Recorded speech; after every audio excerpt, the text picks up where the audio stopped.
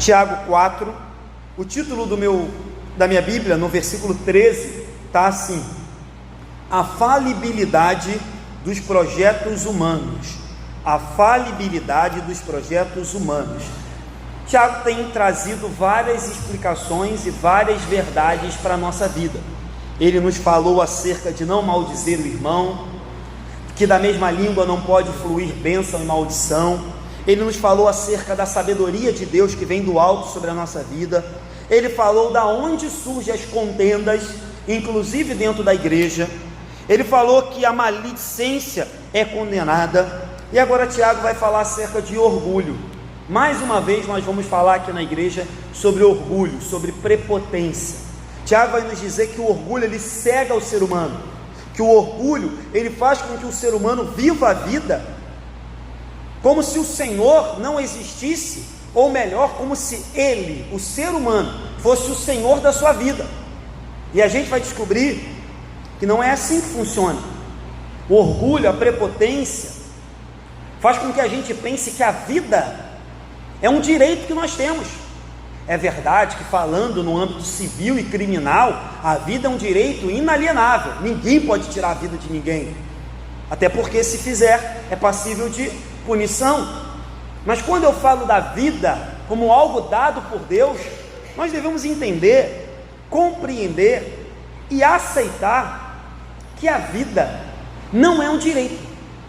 A vida é um dom, é uma graça, a vida é uma misericórdia, a vida é um favor imerecido, que a cada manhã Deus estende sobre nós o seu favor e diz: acorda, toma aí mais um dia. Porque é verdade, irmão, sejamos honestos, é que se Deus não fizer isso, a gente deita e não levanta mais, a gente sai de casa e não volta mais. Então, ser orgulhoso, ser prepotente, ter presunção, ou viver a vida como se Deus não existisse, é uma loucura. Mas infelizmente essa loucura tem às vezes também penetrado no coração dos crentes. Tiago está escrevendo para crente, Tiago está escrevendo para um grupo de judeus que havia se convertido, e Lana de manhã falou sobre isso. Existem dois tipos de judeu. Existe o judeu messiânico, que foi aquele que quando viu Jesus, acreditou em Jesus, mas a grande maioria do judeu não acreditou em Jesus. Até hoje eles esperam Jesus voltar. Mas Tiago está escrevendo para judeus messiânicos, judeus que se arrependeram e entraram na igreja daquela época. Então as palavras de Tiago são tão atuais como as palavras de qualquer autor do evangelho, são para a nossa vida. E aí vamos ver, versículo 13, como vai começar, diz assim: atendei agora, vós que dizeis, hoje ou amanhã iremos para a cidade tal, e lá passaremos um ano, e negociaremos, e teremos lucros. Vamos parar aqui. Já está falando de pessoas que trabalham, e que exercem o seu trabalho por meio de viagens, são negociantes, são vendedores, são pessoas que viajam para obter lucro e vender, enfim, e viver. Mas vamos parar aqui, vamos fazer uma meditação um pouco mais ampla. Pense em tudo que envolve a vida. A vida envolve o hoje, o ontem já foi. A vida envolve o amanhã. A vida envolve o que você vai comer, o que você vai beber, que emprego você vai ter, que família você vai constituir. A vida envolve muita coisa. A vida envolve ganhar, perder, trabalhar, comprar, vender, estar aqui, estar ali, viajar. A vida envolve meses, dias, anos, planos, projetos.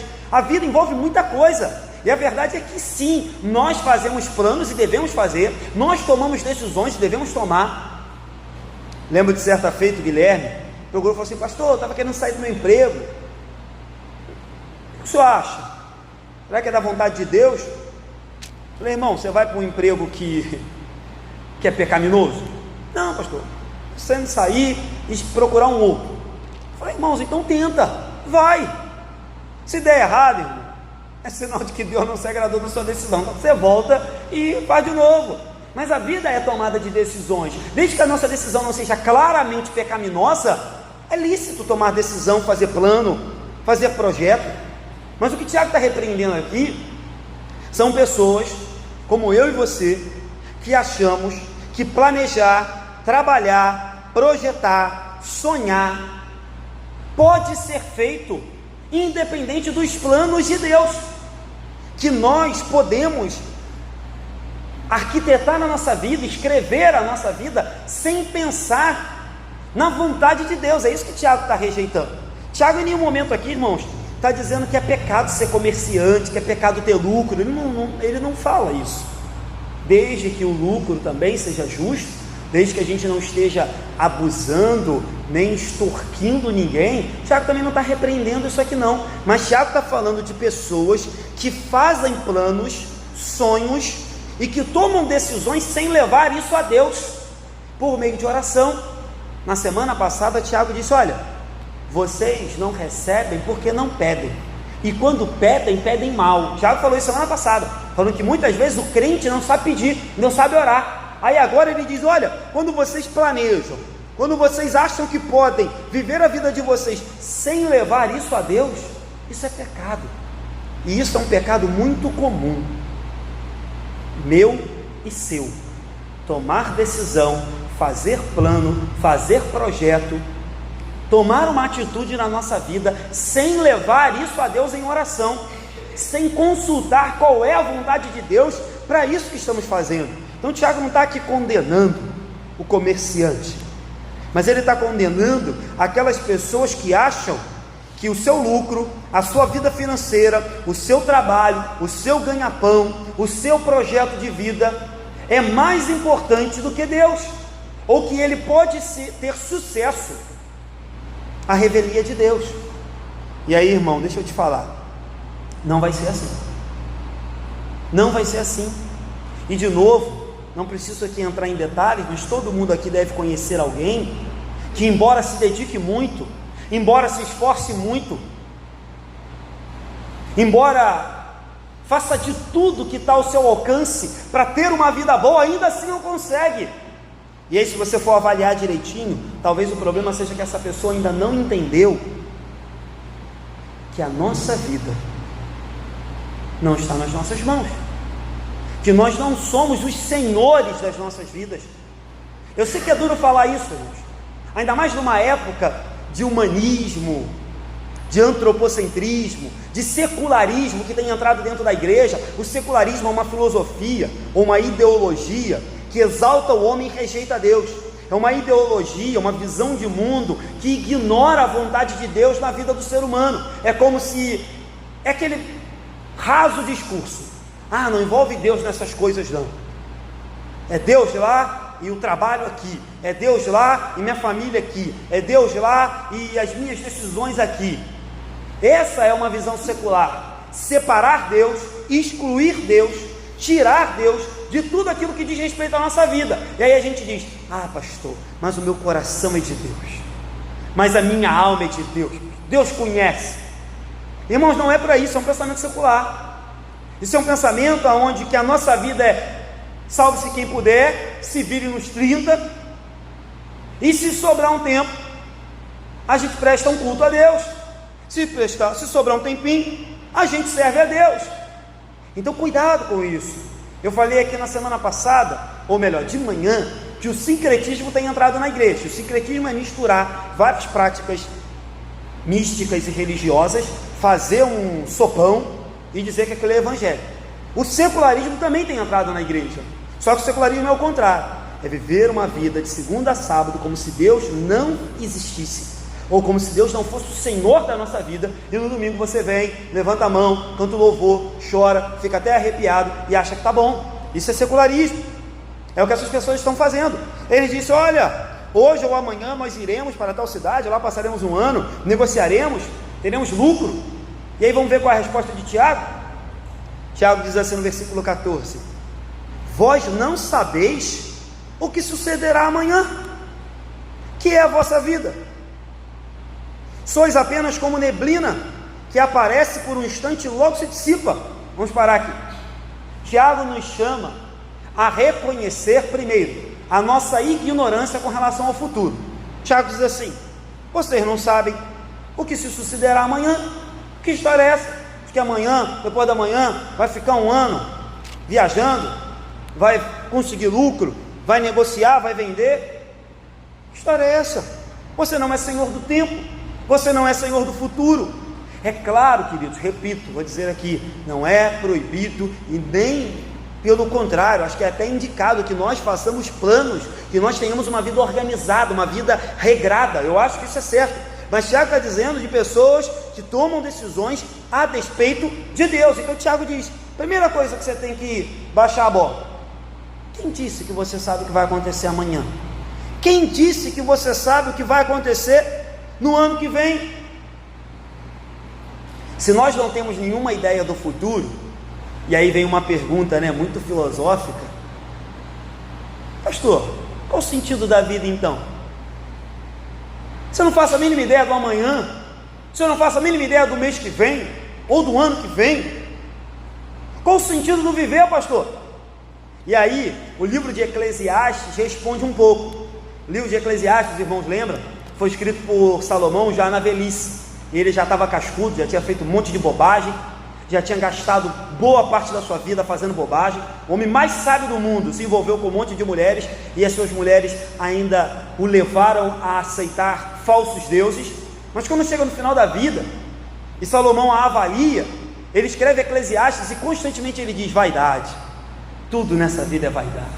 Salomão diz: tudo passa, tudo debaixo desse céu passa, nada fica. E aí de repente, quando ele tem um respiro no último capítulo, e vai dizer o que é o sentido da vida, para que serve a vida, já que tudo é vaidade, tudo passa, Salomão diz assim, Eclesiastes 12:13: de tudo que se tem ouvido, a suma é: teme a Deus e guarda os seus mandamentos, porque isto é o dever de todo homem. Então Salomão diz: olha, de tudo que tem debaixo do céu, de toda a vaidade, de todo o prazer, de toda a riqueza, de todo o afazer, de todo o plano, todo o sonho, todo o projeto, faz o seguinte: teme a Deus e guarda os seus mandamentos. Isso é o básico, esse é o sentido da vida. Já no século XVII, a reforma trouxe também muitos pensamentos e muitas perguntas. Os irmãos estavam saindo da igreja católica, vindo para uma nova igreja, a igreja protestante, e eles queriam respostas. E uma das primeiras perguntas de todo o catecismo, a gente estudou o catecismo aqui na igreja, é: qual é o propósito do homem? Qual é o fim do homem? Qual o porquê da existência do homem? E aí a resposta em muitos catecismos é: o fim principal do homem é, ou para que ele foi feito, para que ele existe, para que ele vive, qual o seu objetivo? O fim principal do homem é glorificar a Deus e deleitar-se para sempre no seu Criador. Essa foi a resposta da reforma protestante, essa é a resposta de Salomão. Então a pergunta é: pastor, se eu não sei o que se sucederá amanhã, se eu não sei se estarei vivo ano que vem, de que adianta viver, pastor? Sim, viva para a glória de Deus e para se deleitar nele para todo sempre.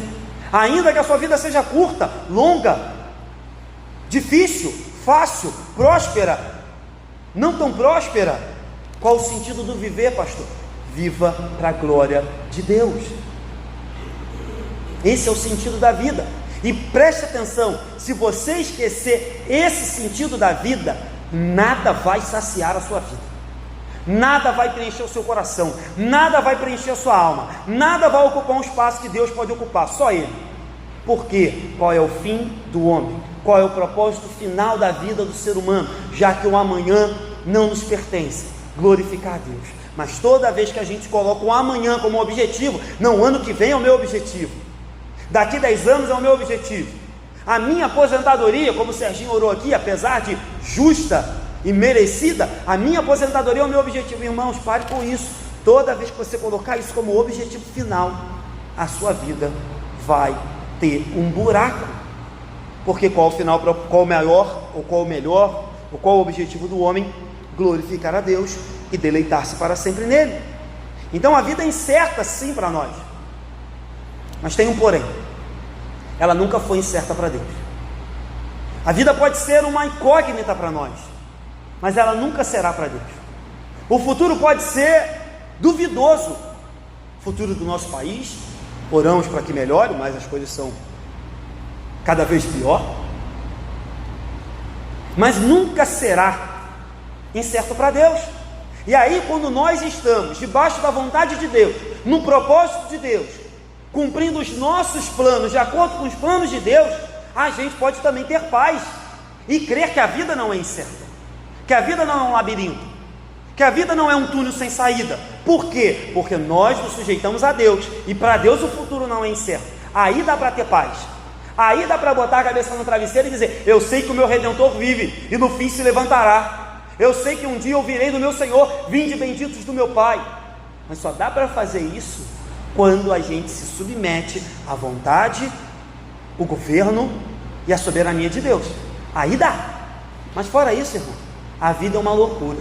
Fora isso, a vida é uma caixinha de surpresa. Fora isso, a vida é tão incerta quanto a Mega Sena.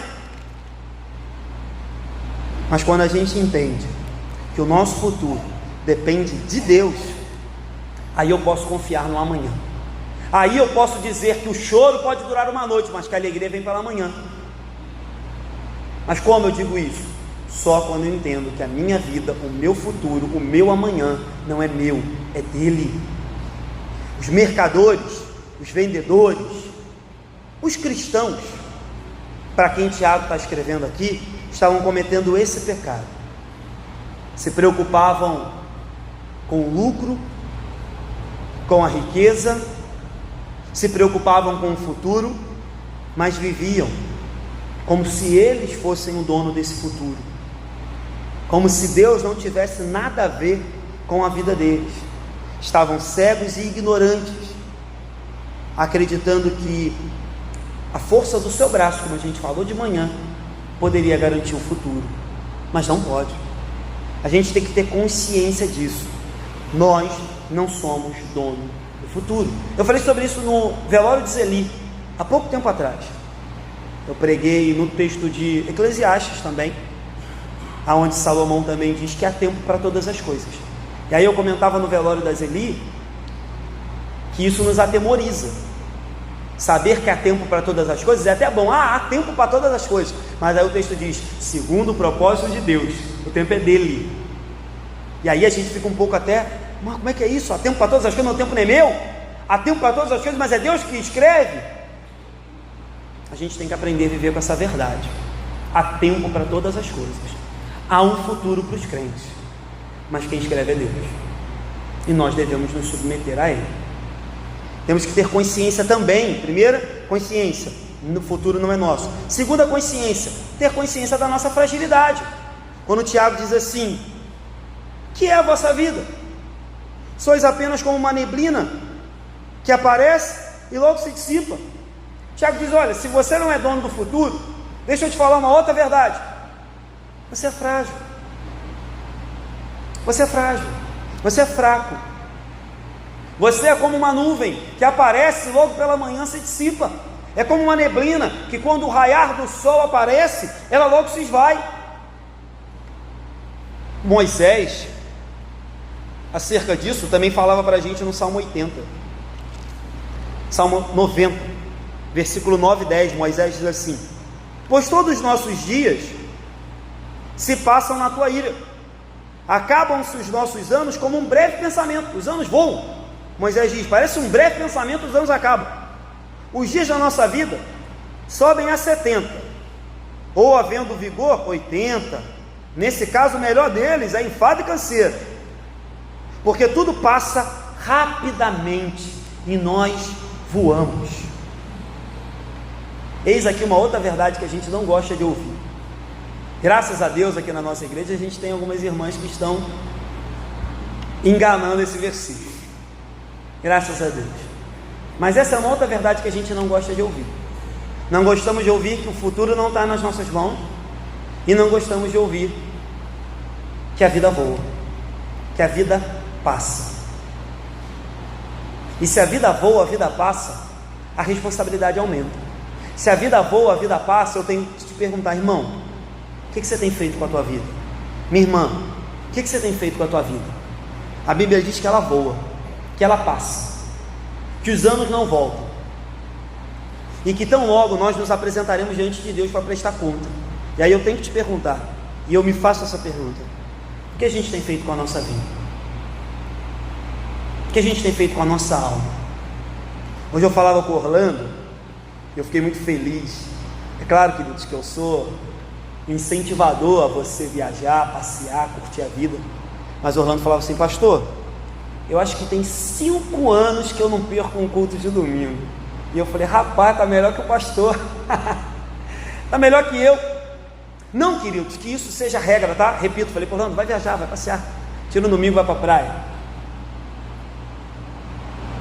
Mas eu te pergunto, irmãos, se a vida voa, se ela passa, por que a gente demora tanto para perdoar? Por que a gente demora tanto para amar? Por que a gente demora tanto para abraçar? Por que a gente demora tanto para conversar? Por que a gente demora tanto para confessar Jesus? Por que a gente demora tanto para se arrepender? Por que a gente demora tanto para mudar? Por que a gente demora tanto para tomar uma decisão?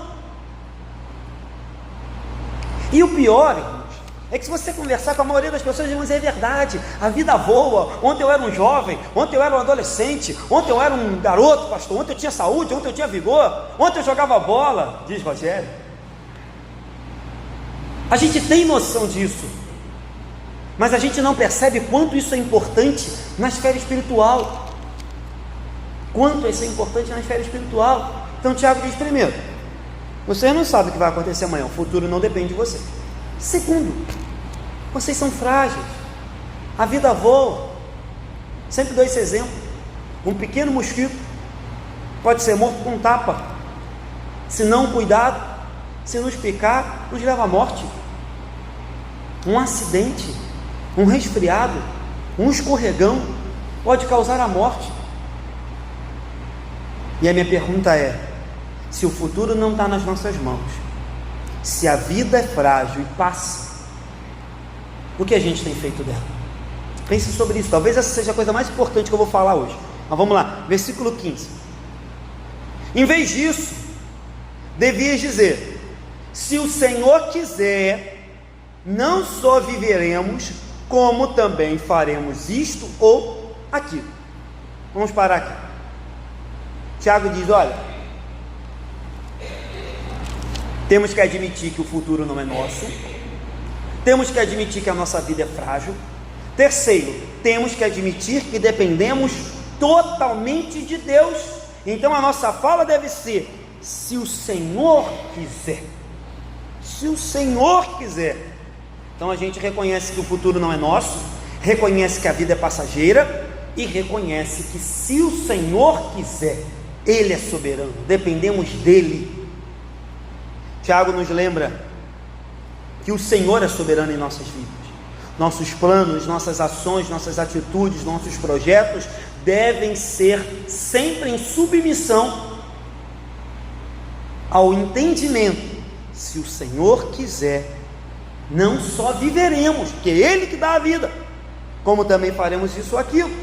Então, ao invés de ignorar a existência de Deus e o controle de Deus, a nossa atitude é o contrário.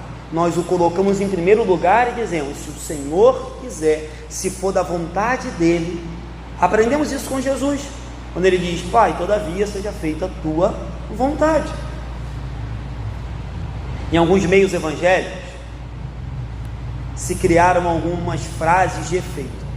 Infelizmente, a frase "se Deus quiser" virou um clichê também, virou tipo uma mandinga gospel, virou tipo uma palavra básica: se Deus quiser. Mas não é isso que a gente aprende com a Bíblia. A Bíblia quer que nós entendamos que o "se Deus quiser" é mais do que uma frase lançada ao ar, é um estilo de vida, é uma postura. Se Deus quiser.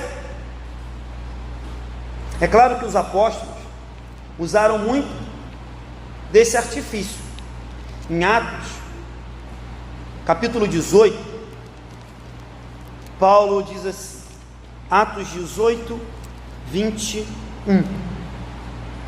mas despedindo-se dos irmãos da igreja, Paulo disse: se Deus quiser, voltarei para vós outros. E embarcando partiu para Éfeso. Paulo está saindo de Corinto, indo para Éfeso. Ele disse: se Deus quiser, voltarei a vê-los. Uma outra passagem de Paulo, em 1 Coríntios, no capítulo 4, verso 19, Paulo diz: mas em breve irei visitar-vos, se o Senhor quiser. Então conhecereis não a palavra, mas o poder dos ensoberbecidos. Paulo está puxando a orelha aqui, dizendo que se Deus deixar, ele vai voltar lá para puxar a orelha da igreja. No capítulo 16 de Corinto, Paulo também diz assim: porque não quero agora ver-vos apenas de passagem, pois espero permanecer convosco algum tempo, se o Senhor o permitir. Então Paulo entendia muito bem que as viagens missionárias que ele fazia, a igreja que inclusive ele ajudou a plantar, só seria visitada de novo por ele, se o Senhor quisesse.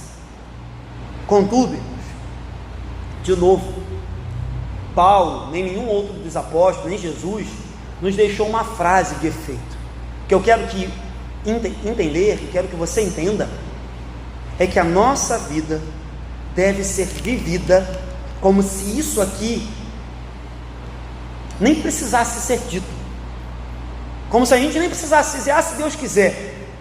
Não há pecado em falar isso, não há pecado em falar isso, mas o que eu quero dizer é que às vezes a gente diz se Deus quiser, mas a nossa atitude contradiz isso. Às vezes a gente se precipita, a gente toma atitude, a gente faz planos, a gente se lixa para Deus, aí no final a gente diz: se Deus quiser vai dar tudo certo. Para de bobagem, a gente fez tudo errado, a gente escolheu exatamente aquilo que sabia que Deus não queria, aí no final, só para dar uma cara de espiritual, a gente diz: se Deus quiser, irmão. Se os nossos planos não foram levados a Deus, se o nosso projeto não foi submisso à vontade de Deus, não adianta no final dizer: se Deus quiser. Não estudou, aí disse: se Deus quiser eu vou passar no concurso. Para de história, irmão. Não se santifica, não lê a Bíblia, não ora, aí disse: se Deus quiser eu vou resistir à tentação.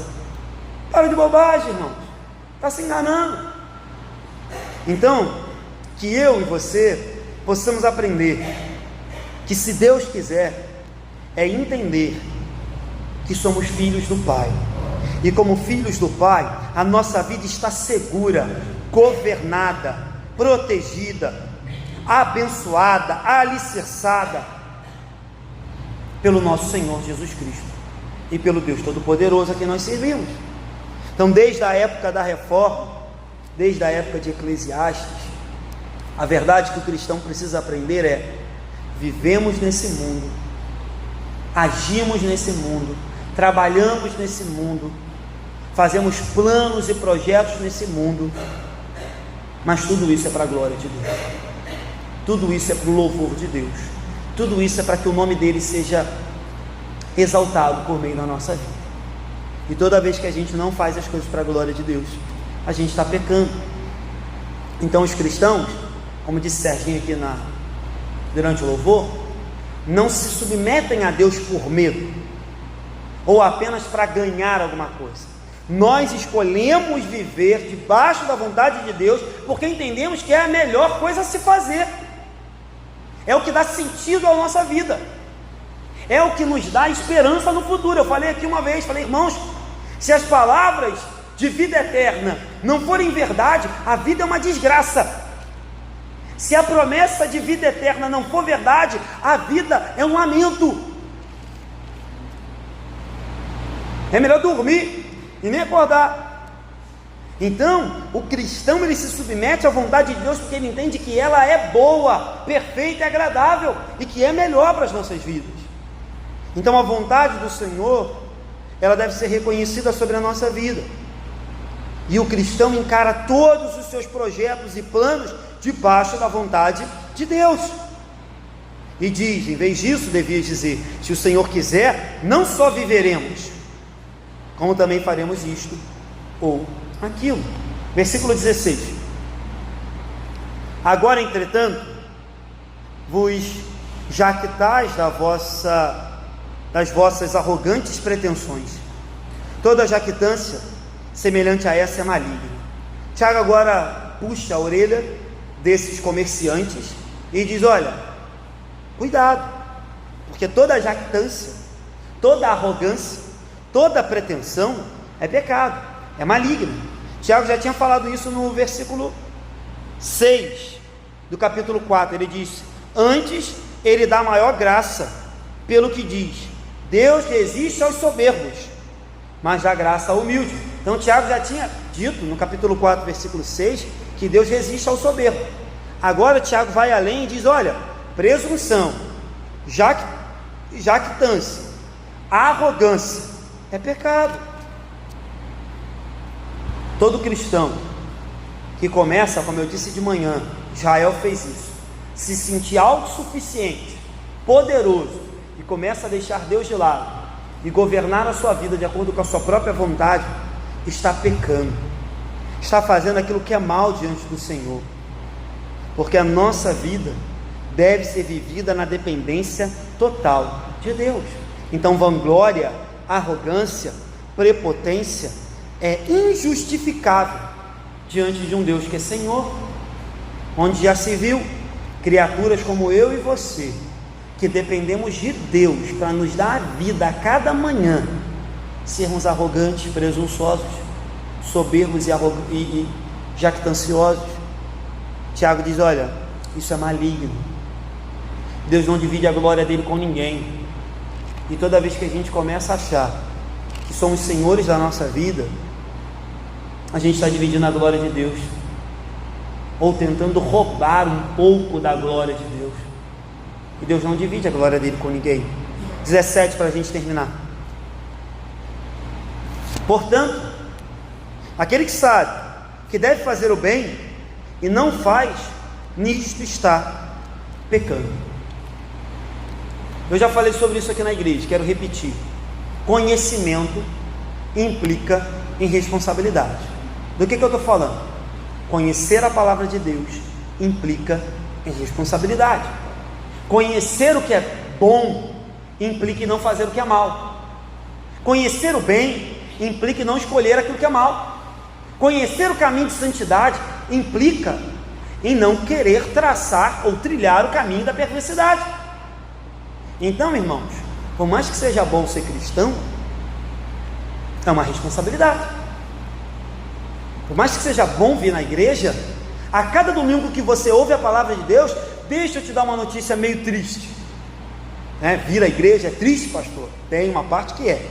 A cada domingo você se torna mais indesculpável diante de Deus, porque a cada domingo você ouve a palavra. Aí a cada vez que você deixa de fazer o que é certo, ou escolhe deliberadamente o pecado, você não tem como se desculpar, porque Deus vai dizer: você conhecia, você sabia, você ouviu.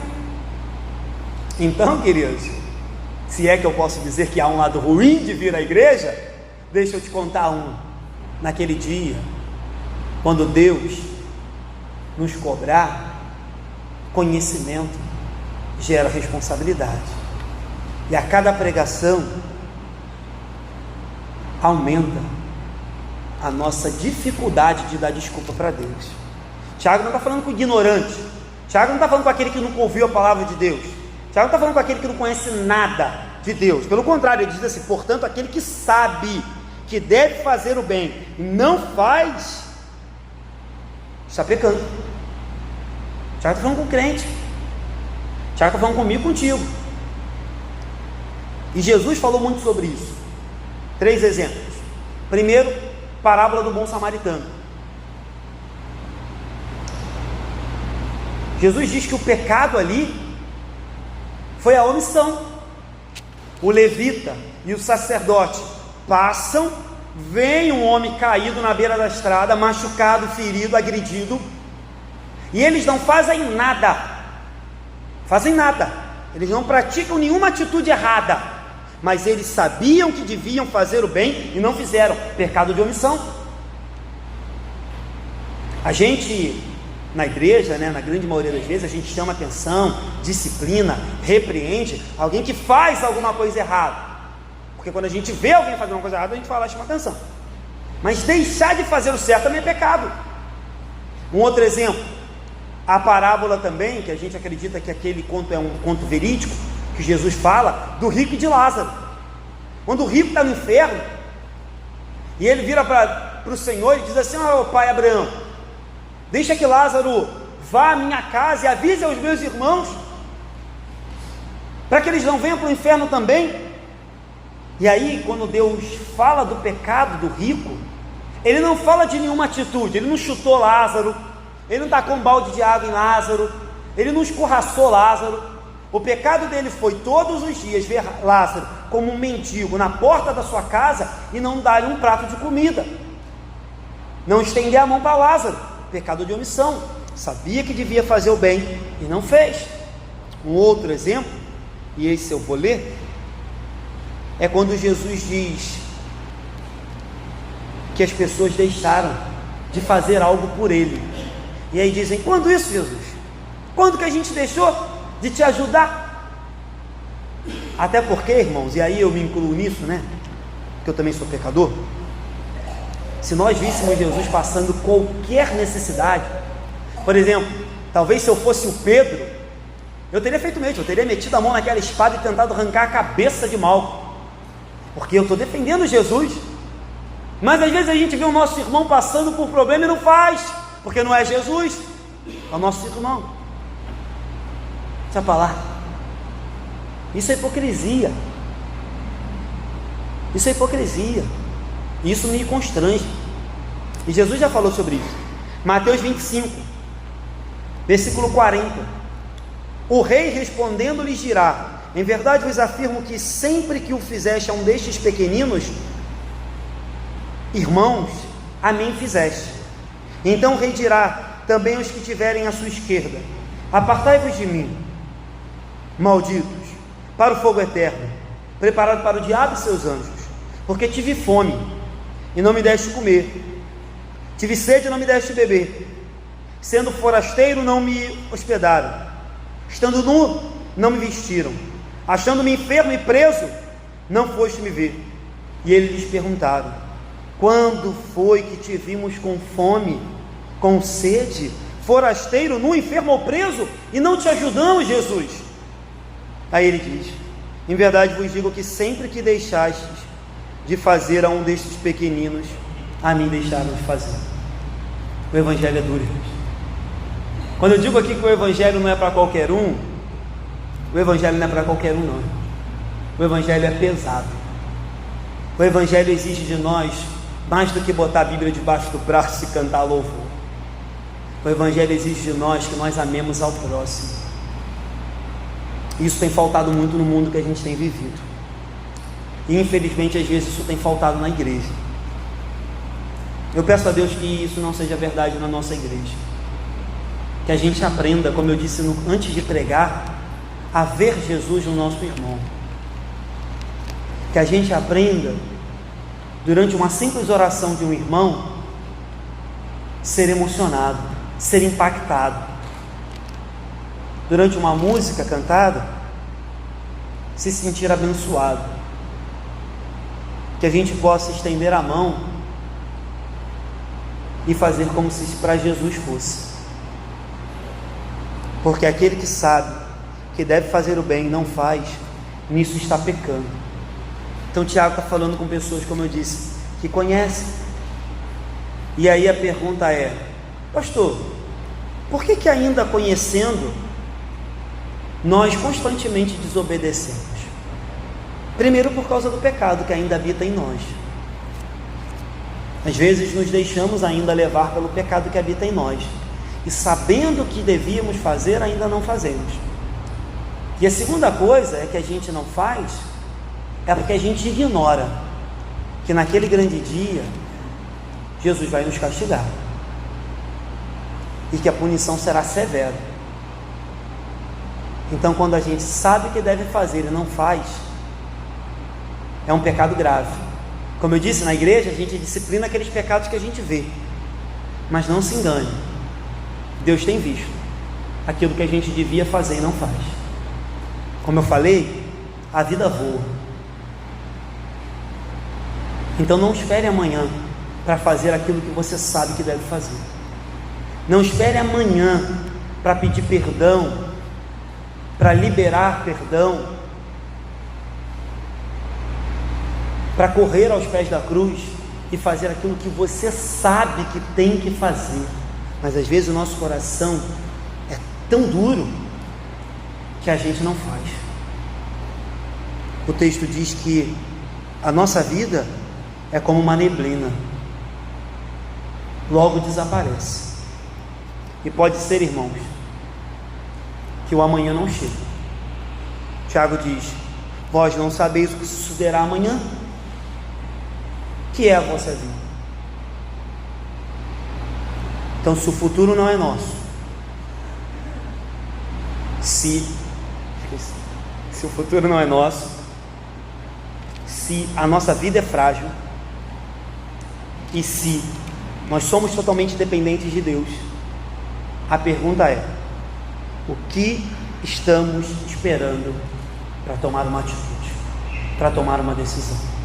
Quero terminar perguntando para mim e para você: qual tem sido a nossa atitude diante da vontade de Deus? Nós conhecemos? Conhecemos. Acredito que todo mundo que está aqui conhece a vontade de Deus para a nossa vida. Mas qual tem sido a nossa resposta? Nós conhecemos e ainda assim desobedecemos? Ou nós conhecemos e nos submetemos a ela, ainda que seja difícil? Eu não estou dizendo aqui, irmãos, tá? Que viver a vontade de Deus é fácil, que viver a vontade de Deus é tranquilão. Eu sei que viver a vontade de Deus às vezes dói. Viver a vontade de Deus às vezes machuca. Mas é a única vontade que nos leva para uma morada eterna, que nos leva de volta para a casa do Pai. Qual tem sido a nossa atitude diante da vontade de Deus? Deixa eu terminar. 5 rápidas aplicações aqui que eu fiz já durante a pregação. Primeiro, o secularismo é uma visão de mundo que ignora a vontade de Deus. Irmão, é impossível ser crente, cristão, e ignorar a vontade de Deus. Não dá. Um crente anda, vive, respira, caminha de acordo com a vontade de Deus. Cuidado com isso. Segunda coisa que eu falei aqui: temos que reconhecer que o futuro não está nas nossas mãos. Outra coisa que eu falei aqui: temos que reconhecer que somos frágeis e a nossa vida não depende da gente. Hoje estamos, amanhã podemos não estar mais. Quarta coisa que eu falei aqui: temos que admitir que dependemos totalmente de Deus. E a última coisa que eu falei aqui é que conhecimento implica em responsabilidade. Como diz em Apocalipse: se hoje ouvires a voz do teu Deus, não endureçais o vosso coração. Hoje a palavra de Deus foi pregada para mim e para você. Então o conhecimento que a palavra nos deu hoje nos deu uma responsabilidade, e a responsabilidade é: o que vamos fazer? O que vamos fazer com a verdade que foi pregada, com a verdade que acabamos de ouvir? Permaneceremos desobedecendo ou mudaremos a nossa vida naquilo que a gente não tem sido fiel para com Deus? Que você responda, que eu responda, que Deus nos abençoe. Amém? Fiquem de pé, vamos terminar?